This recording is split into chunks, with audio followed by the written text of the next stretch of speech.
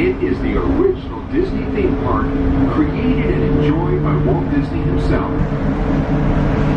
Hey guys, how's it going? I know it's been a long time since I've uploaded a video, but I have some free time now, so I'm back here at Disneyland. So today I'm going to be focusing more on the Disneyland side of the resort, just because I have not checked out Big Thunder Mountain Trail yet, and I haven't gone on to the little island. What's it called?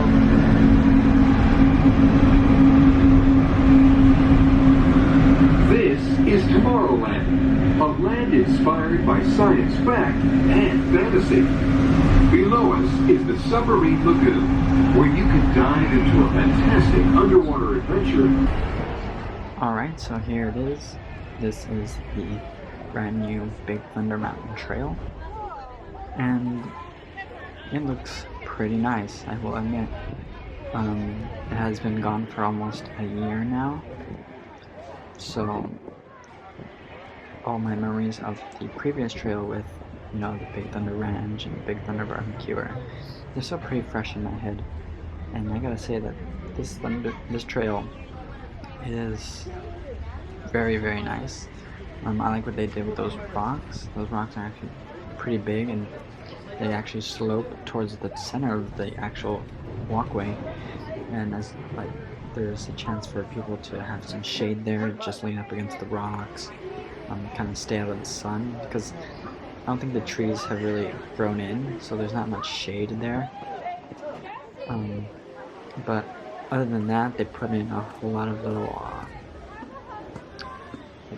I wouldn't say props, but like decorations, all up against the rocks and along the trail. And there's more on the left side. I know I didn't really get that much footage, but there's a lot on the left, you know, like little lanterns and stuff like that. And then they of course kept the little pond with the fake jumping fish, and I'm glad they kept that. And then we'll see momentarily the old Big Thunder mine train tunnel is still there. And yeah, that's about it. It's a quick little walkthrough.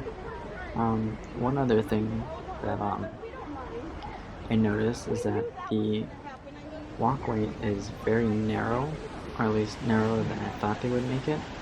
Because for those that don't know, this is going to be a main artery towards the entrance of Star Wars Land. So I want to see if there's enough room for people to walk back and forth.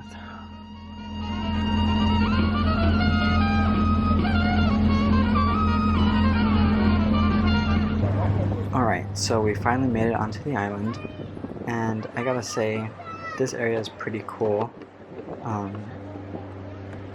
It totally blew me away, especially since it was my first time, so I didn't really know what to expect. Everything was going to be new to me, and it blew me away. The theming is nice, and then of course there is a lot of shade, so that's always a big plus, especially when it gets really hot in summer. And there's actually quite a lot of things to do, not only for the kids but also for the adults.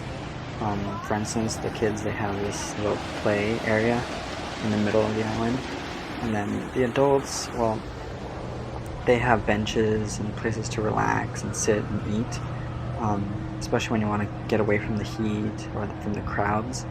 You can always just come here, sit down. There's a lot of shade, so you can just people watch, maybe have some lunch, especially if you brought lunch, or if you buy lunch at the park, you can just bring it over here and relax. And like I said, this area is pretty big. That totally took me by surprise, because when you look at it from the Pirates of the Caribbean attraction, it doesn't seem that big. Like, you know that the ships go around it, but you don't really get a sense for how big it is. And that blew me away.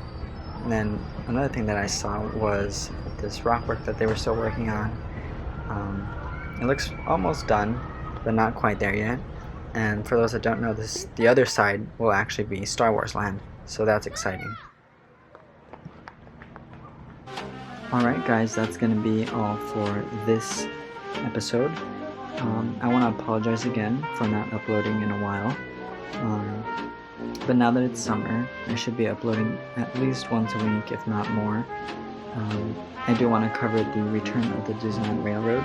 That should be happening next month, and then I'll try to get you guys some footage of the testing. So until next time, I'll leave you guys with some music on the way out. Have a great day.